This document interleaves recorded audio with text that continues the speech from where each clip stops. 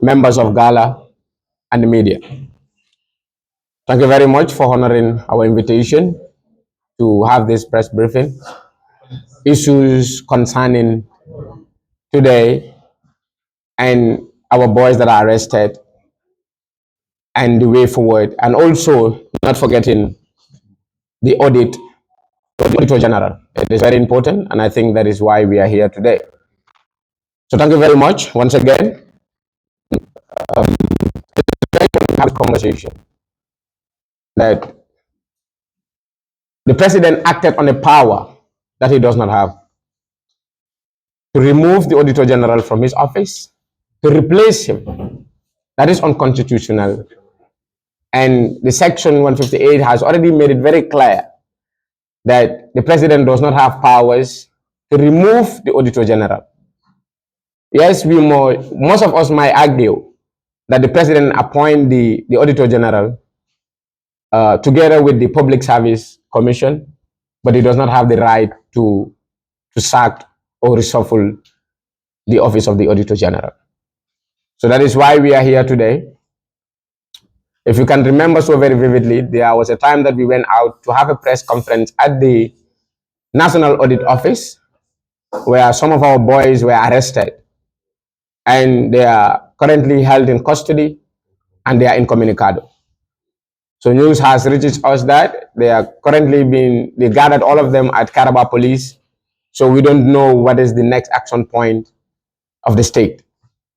So it is very important to have these press briefings so that we are all on the safer side and the information flows as it should be.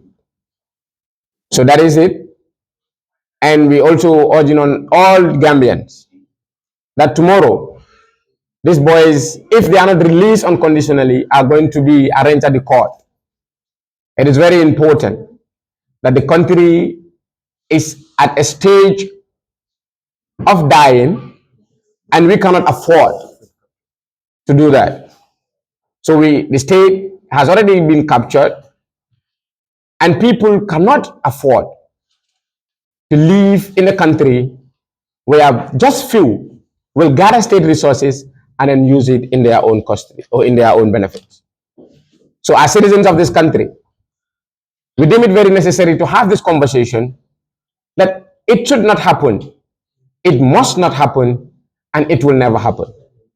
So that is one thing that we must all put at the backs of our mind, that the state is doing everything possible to make sure that they silence us. The state is doing everything possible to make sure that they do not have people that are going to be active in fighting for the rights and justice of ordinary Gambians. We all know corruption has eaten up this country. Corruption, it's now a tradition. Corruption is now rampant. In fact, those that are not corrupt are seen as bad people. Can you imagine? Only few individuals are going to sit at their own comfort zones and eat monies that belongs to the state. We are all taxpayers. We all pay tax. And one of the reasons why we pay tax is because we sacrifice or surrender some of our rights to the state in exchange of other issues. First, that is hospital or medication, schools, just to name a few. So it is disheartening that we are living in a country that people will go to hospitals with diseases that are curable, but they eventually die because there is no medicine. That should not happen. So we owe this country a lot. And as far as this country is concerned, we should not allow it to die. So that is why we are having these press briefings today, to update the people about what are going to be our moves and what are the things that we will take from here. Again, every Gambian that believes in this fight, every Gambian that believes that corruption is something that should not happen, please, we are urging you all to exercise your right to be at the court tomorrow. It is your constitutional right to gather at a public place, and court is not an exception. So be at the court tomorrow if the boys are not released unconditionally.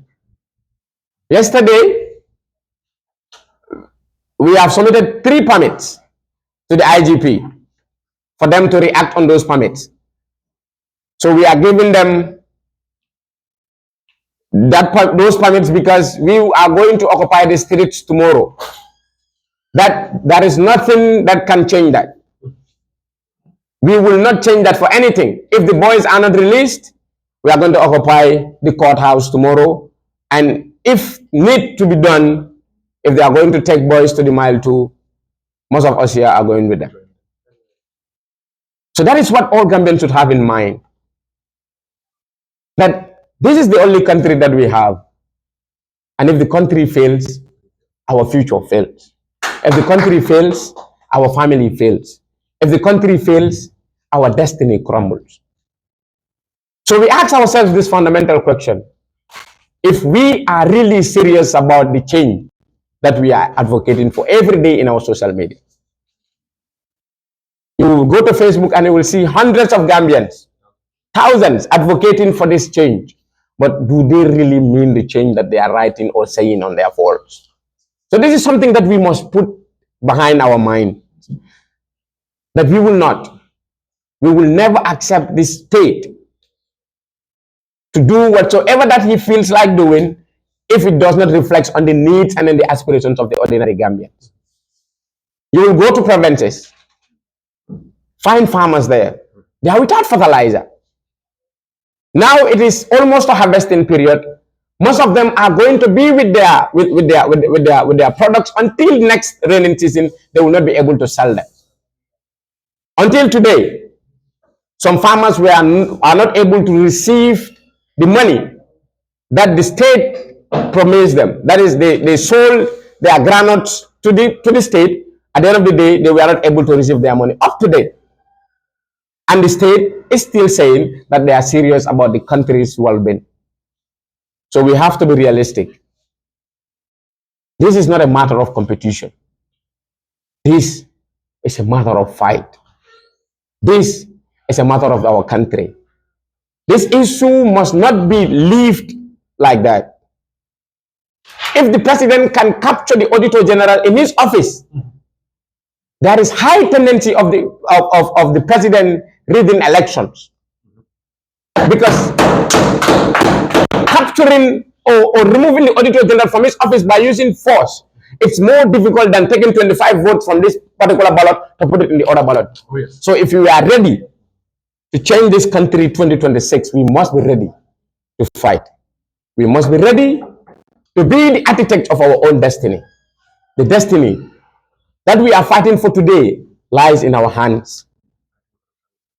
Fighting corruption is everybody's business, including me and you that is watching us right now. So if you think it is not your business, then I think you have to really look up to something that you think you and then your family will benefit from. As far as I know, corruption kills. One of the reasons why this country is still not developed is because we have been seeing rampant corruption. History has the good side of repeating itself, and history has been continuously repeating itself in this country since the First Republic, the Second Republic, to this Third Republic. Oh, sorry, to the borrowed regime, because it's not still a republic or the Third Republic. So we are urging on all Gambians to be on their feet. Be your own foot soldier. You don't need to wait for GALA to come out before you fight corruption.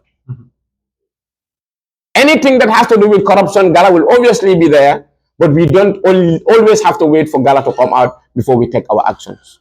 In our own places, in our own house, we can still advocate for better reforms and good governance. I said this somewhere else and I will say it again, that the boys are unlawfully detained. They were exercising their rights to assemble as ordinary citizens. The office of the audit is a public office that every Gambian has the right to occupy. And we were occupying there to give a press briefings, not to protest. I think this has to be made very clear. That we were there not to protest, we were there to talk to the press. We were there to have a conversation with the Gambian people. We were there for the Gambian people to know our next point of action. But we saw it very clearly that police will continuously do their police brutality, continuous arrest and torturing protesters or those that were there to attend the press briefings. We have seen how Aliu and others were maltreated. We have seen how journalists were maltreated. So that thing has to be the thing of the past.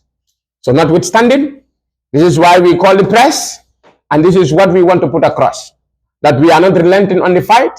We will do whatsoever that we want to do to make sure that the state is responsible. We will do whatsoever that we must do to make sure that the state listen and act on the voices and the needs and the aspirations of the ordinary Gambian people. Thank you. Thank you.